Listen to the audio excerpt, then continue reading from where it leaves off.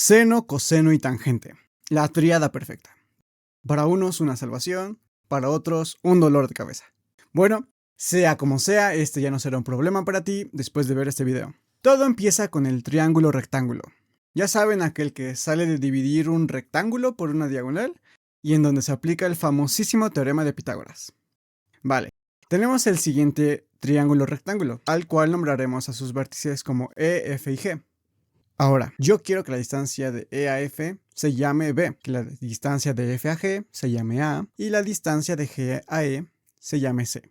Recordemos que el lado opuesto al ángulo de 90 grados se llama hipotenusa y que es el lado más largo del triángulo y que los otros lados se les llama catetos. Ahora, uno por curiosidad mide, por ejemplo, cuánto vale la razón entre A y C.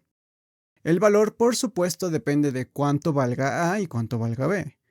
Por ejemplo, supongamos que A vale 3 y que B vale 4. Entonces, C vale 5 por Pitágoras. Ahora, la razón entre A y C es 3/5, que da 0.6. Pero un momento. ¿Y si hago más grande el triángulo, seguirá valiendo lo mismo esta razón? Por ejemplo, ahora quiero que este lado sea el doble, pero como cambié este lado, ahora tengo que extender este otro lado. Y ahora la hipotenusa termina aquí.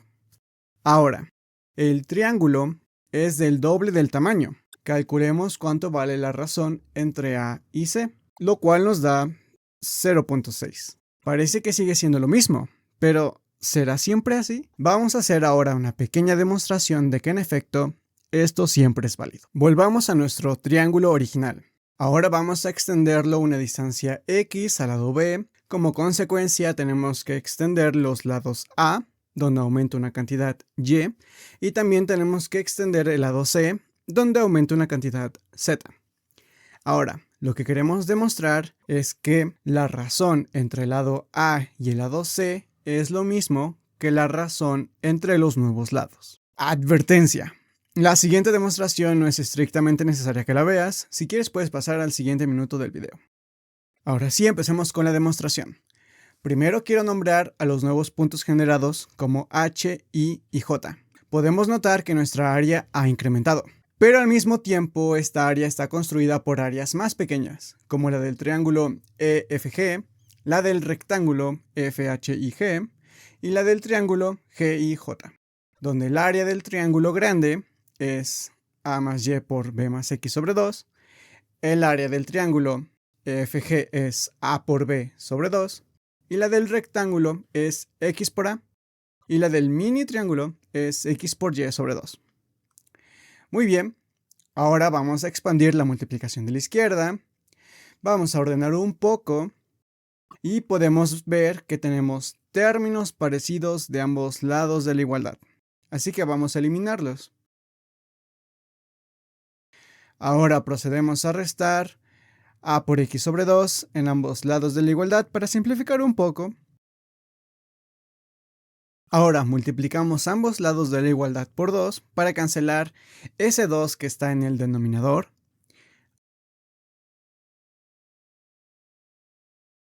Multiplicamos ambos lados de la igualdad por 1 sobre A por B. Podemos notar que Y sobre A nos va a dar un número y es el mismo número que nos va a dar X entre B. Y ese número lo vamos a llamar K. Ahora vamos a despejar a Y y a X, lo que nos va a dar lo siguiente. Ahora, fíjense en el triángulo GIJ. Si usamos el teorema de Pitágoras, tenemos donde podemos sustituir X y Y por B por K y A por K respectivamente. Y si ahora distribuimos la potencia y factorizamos K, podemos notar que dentro del paréntesis nos queda B al cuadrado más A al cuadrado, que es C cuadrada por el teorema de Pitágoras. Aplicamos raíz cuadrada y tenemos que Z es igual a más menos K por C. Porque cuando aumentamos el triángulo, este crece, entonces Z es positivo. Pero cuando hacemos más chico el triángulo, z es negativo. Y es negativo porque le hemos quitado un cacho al triángulo original. Pero lo mismo pasa con x y con y. Entonces, si volvemos a mirar al número acá, este es negativo cuando x, y y z son negativos. Y positivo cuando z, y y z son positivos. En resumen, lo que hemos obtenido son las siguientes igualdades. Ahora calculemos la razón entre los nuevos lados. Tenemos la razón entre el lado a más y el lado c más z. Y ahora sustituimos los valores que encontramos, factorizamos y ¡voilá! Hemos obtenido justo lo que queríamos demostrar. ¡Listo! ¡Fiu! Pero un momento, ¿qué significa esto? Esto significa que si aumentamos o disminuimos un triángulo, todos sus lados cambian a la misma razón. Es decir, si yo aumento un lado del triángulo, digamos al doble, por poner un ejemplo, entonces sus otros lados también serán el doble de lo que eran. En este caso, k es igual a 1. O si yo aumento un lado del triángulo al triple, entonces sus otros lados también aumentan al triple. O si el lado lo hago más chico, digamos a la mitad de lo que era, entonces los demás lados igual serán la mitad de lo que antes eran. Y en este caso k sería igual a menos 0.5. Y como consecuencia, cualquier razón entre los lados de un triángulo valdrá siempre lo mismo, sin importar su tamaño.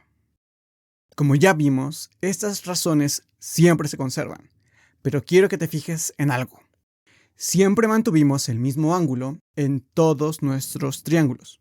Eso nunca cambió, siempre estuvo ahí. Pero siempre estuve ahí.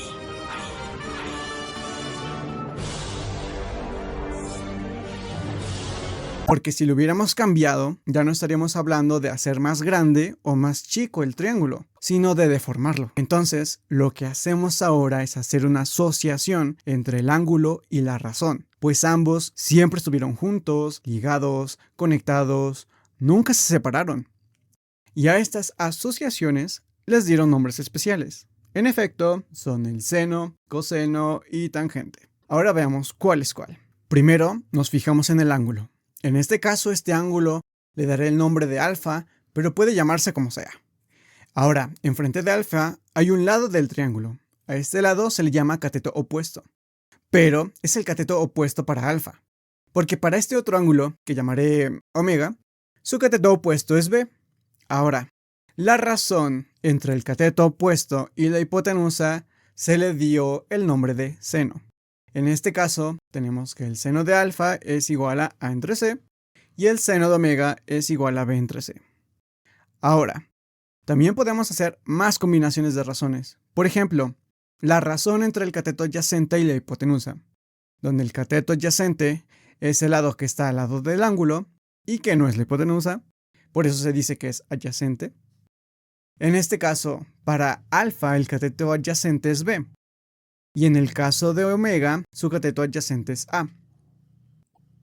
Entonces, la razón entre el cateto adyacente y la hipotenusa se le dio el nombre de coseno. Entonces tenemos que el coseno de alfa es igual a B entre C y el coseno de omega es igual a A entre C.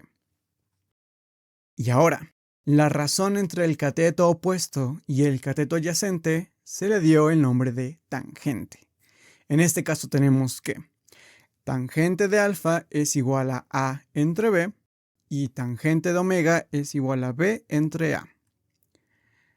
En conclusión tenemos que el seno de un ángulo es igual al cateto opuesto a ese ángulo sobre la hipotenusa, que el coseno de un ángulo es igual al cateto adyacente de ese ángulo sobre la hipotenusa, y que la tangente de un ángulo es igual al cateto opuesto a ese ángulo entre el cateto adyacente de ese ángulo.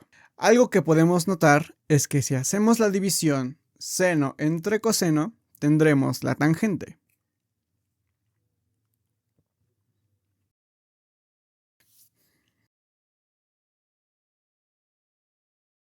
Lo dije una vez y lo vuelvo a decir. Las razones entre los lados del triángulo no cambian si aumento o disminuyo el triángulo. Es decir, Seno, coseno y tangente siempre valen lo mismo, sin importar el tamaño del triángulo. La única forma de que sean diferentes es si el ángulo es diferente. Ahora, vamos a calcular unos famosos valores de seno, coseno y tangente, que son de mucha ayuda. Además, como dicen por ahí, la práctica hace al maestro, o también nos aprenden a dar leyendo un libro.